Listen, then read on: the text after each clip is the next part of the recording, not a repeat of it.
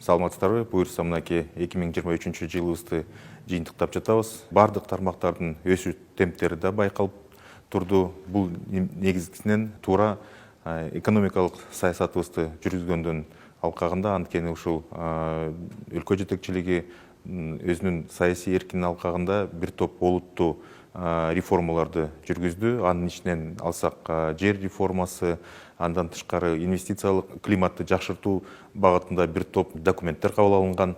Андан тышкары эң маанилүү бул биздин салык саясатын жүргүзүү, фискалдык реформаны жүргүзүүнүн алкагында биздин ошол ички дың продукциянын көбөйүшүнө жана анын ичинде ошо салыктардын көбөйүшүнө түрткү бере турган ошо салык кодекси болгон.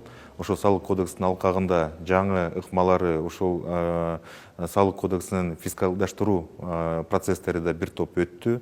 Ошонун негизинде киреше бөлүгү көбөйгөн сайын бир топ улуттук программадагы биздин долбоорлордун ишке ашырганын баарыбыз тең күбө болдук.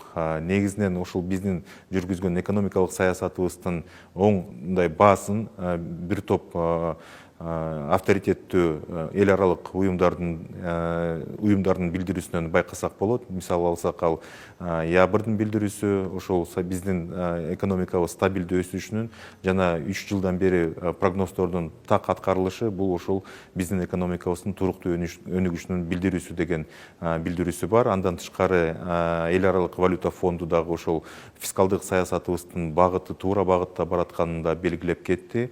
Ушул фискалдаштыруу маселеси мындан ары да улантып, негизги биздин экономикабыздын көмүскөдөн чыгышынын олуттуу салымы болот деген оң өзүнүн корутундусун берген.